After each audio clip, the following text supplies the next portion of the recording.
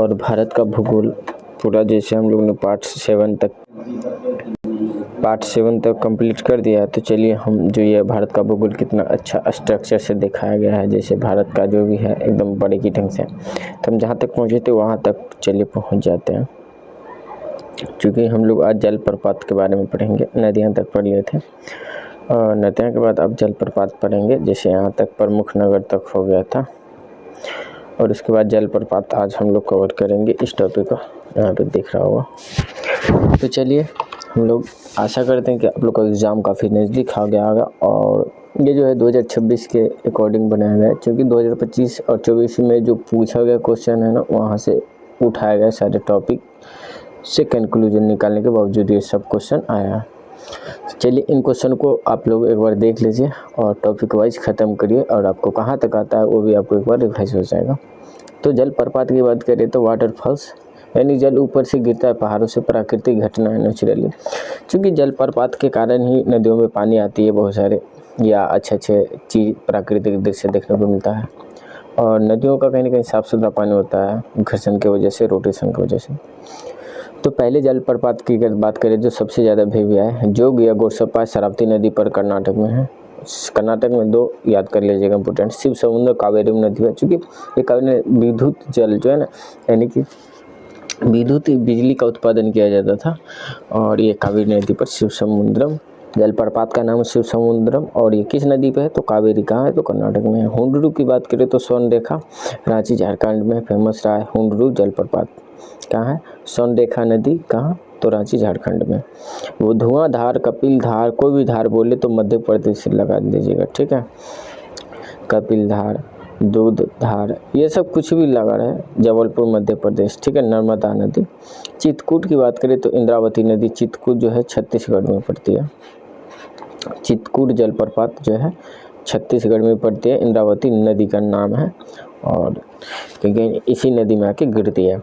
दूध सागर जो है जलप्रपात का मांडवी नदी गोवा कर्नाटक की सीमा पे है। नौकलाई ये वर्षा से एक ऐसा है जो सिर्फ वर्षा के पानी से जलप्रपात बना है, जो कि मेघालय में चेरापूंजी के निकट है। चुलिया जलप्रपात राजस्थान का एक ही जलप्रपात है, राजस्थान में चुलिया फेमस है चंबल नदी पे। पॉइंट ऑफ इंटरव्यू देख लीजिएगा आप लोग।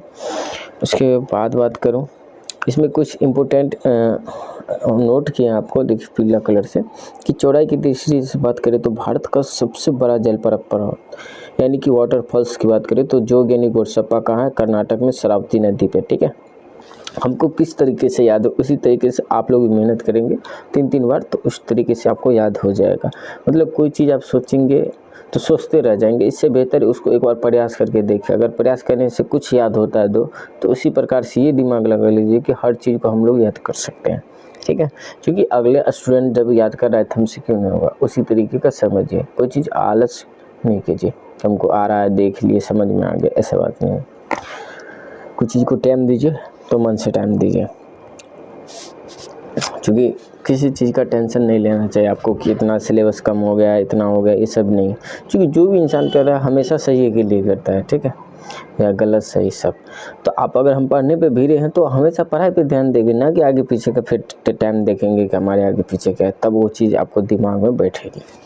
तो चलिए हम लोग कहाँ पर बात करें तो पुलिकट झील की बात करें तो तमिलनाडु में है। वेम्बनाड, अडमोली और पेरियार ये सब केरल में। वेम्बनाड सबसे बड़ी झील है, याद करके रखिएगा। वेम्बनाड और समुद्री पेरियार केरल में फेमस से ज़्यादा क्वेश्चन आती है इससे, इसीलिए इसको येलो कलर से मैंने डिजाइन किया। उसके बाद बुलर झील, डल झील, मानसरोवर ये सब कहाँ जम्मू कश्मीर में है।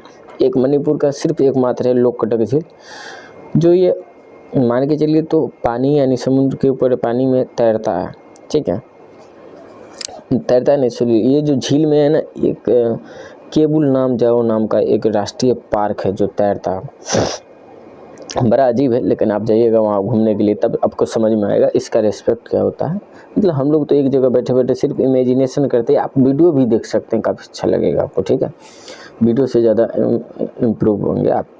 जो चीज़ के बारे में आपको मज़ा नहीं आ रहा है या समझ में नहीं आ रहा है, ज़्यादा डिस्टर्ब करो, उसको वीडियो को सर्च कीजिए, देखिए। जब तक कन्फ्यूज रहिएगा तब तक आगे पढ़ाई कोई काम का नहीं रहता, इसलिए पहले कन्फ्यूज को दूरी कर लीजिए तभी ठीक रहता है।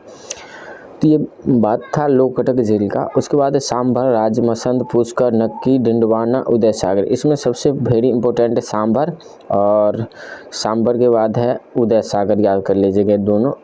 इस राजस्थान में अगर पूछा जाता है तो, नहीं तो उतना इम्पोर्टेंट नहीं है, लेकिन फिर मैंने दो बता दिया।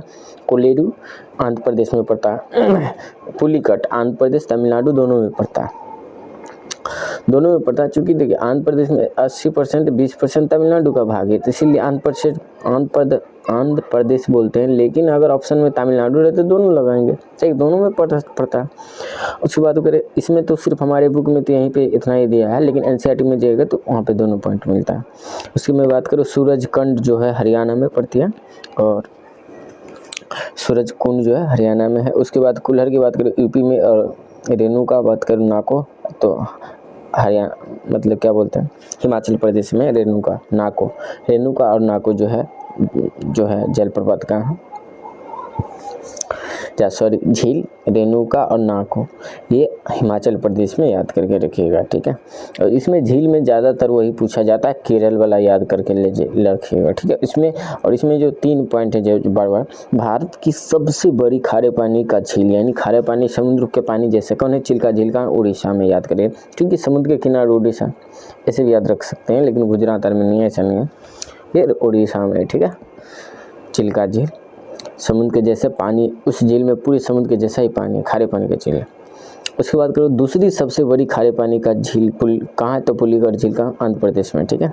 और यहीं पर सतीश धवन जो मतलब इसरो का जो भी मतलब प्रक्षेपण किया जाता है, रॉकेट वोकेट यहीं पे किया जाता है। और ये 80% भाग आंध्र प्रदेश में, 20% तमिलनाडु में, पहले ऑलरेडी बताया हूँ।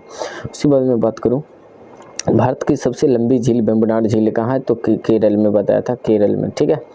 वेम्बनाड हो गया, पेरियार हो गया, ये सब याद करके रखिएगा, ठीक है। अब बात करते हैं झील के बाद जो भी था, 2-4 इम्पोर्टेंट पॉइंट है, बच गया है, इसको नोट कर लीजिएगा। केबू लामजाओ राष्ट्रीय पार्क, इसके बारे में मैंने पहले ही बता दिया, लेकिन मुझे याद है।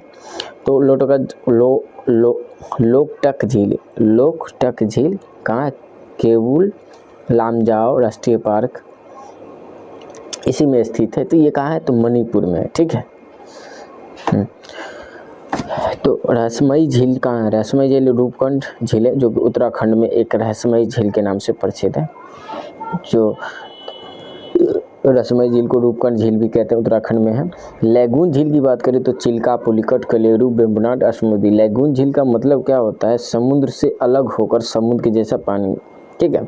गोखुर झील क्या होता है, जैसे घोड़े की खुर जैसा एक, जैसे बिहार में भी एक कांवड़ झील है, बेगूसराय में फेमस है, ऐसे में, और इसी लेवल का। उसके बाद बुलर झील भी है, गोखुर झील है। मानव निर्मित की बात करें, जो मानव के द्वारा बनाया गया झील है, जैसे पुष्कर, राजमसंद, पेरियार, और तो पेरियार याद रखिएगा, जो केरल में ना पेरियार झील, ये मानव द्वारा निर्मित है, ठीक है।